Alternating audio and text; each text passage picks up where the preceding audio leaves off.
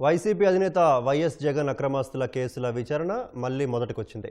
CBI court న్యాయమూర్తి బదిలీతో discharge పిటిషన్లపై ఇప్పటిదాకా జరిగిన వాదనలు మళ్లీ మొదటి నుంచి వినాల్సిన పరిస్థితి ఏర్పడింది. ఇప్పటి వరకు 8 మంది న్యాయమూర్తులు మారడంతో కేసులు ఒక అడుగు ముందుకు 2 అడుగులు వెనక్కి అనేలా సాగుతున్నాయి. అక్రమాస్తుల కేసుల్లో ఇప్పటికే 2 నిందితులు మృతి చెందగా ప్రధాన నిందితుడిగా ఉన్న జగన్ 12 ఏళ్లుగా బెయిల్ పైనే ఉన్నారు. పారిశ్రామికవేత్తలకు అడ్డగోలుగా నీళ్లు, నిధులు, నిక్షేపాలు అప్పగించి ప్రతిఫలంగా కోట్ల రూపాయల ముడుపులను పెట్టుబడులుగా మలిచారని ఈ కేసుల్లో నిందితులపై తీవ్రమైన అభియోగాలున్నాయి. సిబిఐ కోర్టు ప్రధాన న్యాయమూర్తి బదిలీతో డిశ్చార్జ్ పిటిషన్లపై విచారణ తాజాగా మళ్లీ మొదటికొచ్చింది. కొంతకాలంగా రోజువారీ విచారణ చేపట్టి 4 ఛార్జిషీట్లలో డిశ్చార్జ్ పిటిషన్లపై వాదనలు విన్న న్యాయమూర్తి టి రఘురాం బదిలీ అయ్యారు. ఆయన స్థానంలో సిబిఐ కోర్టు ప్రధాన న్యాయమూర్తిగా టి పట్టాభిరామారావును నియమిస్తూ హైకోర్టు ఉత్తర్వులు జారీ చేసింది.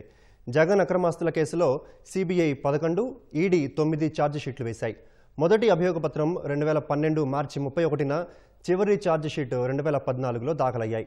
పారిశ్రామికవేత్తలకు అడ్డగోలుగా నీళ్లు, నిధులు, నిక్షేపాలు అప్పగించి ప్రతిఫలంగా కోట్ల రూపాయల ముడుపులు తీసుకొని వాటిని పెట్టుబడులుగా మలిచారని ఈ కేసుల్లో నిందితులపై తీవ్రమైన అభియోగాలున్నాయి.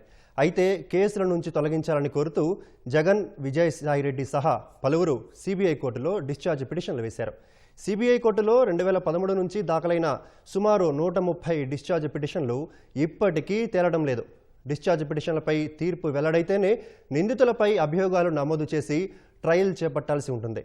డిశ్చార్జ్ పిటిషన్లు ఒకదానితో ఒకటి ముడిపడి ఉండటంతో కేసుల్లో నిందితులందరూ వాదనలు వినిపించిన తరువాతే వాదనలు వినిపిస్తామని సిబిఐ అన్ని కేసుల్లోనూ నిందితులుగా ఉన్నందున తాము ఒకేసారి వాదనలు వినిపిస్తామని జగన్, విజయసాయిరెడ్డిలు కోర్టులను ఆశ్రయించడంతో కొంతకాలం విచారణ ముందుకు సాగడం లేదు. తర్వాత రోజువారీ విచారణ జరుగుతున్నప్పటికీ అన్ని డిశ్చార్జ్ పిటిషన్లపై ఒకేసారి తీర్పు వెల్లడించాల్సి ఉన్నందున సుదీర్ఘ వాదనలు కొంత వినగానే జడ్జిలు బదిలీ కావడంతో మళ్లీ మొదటి నుంచి ప్రారంభమవుతున్నాయి.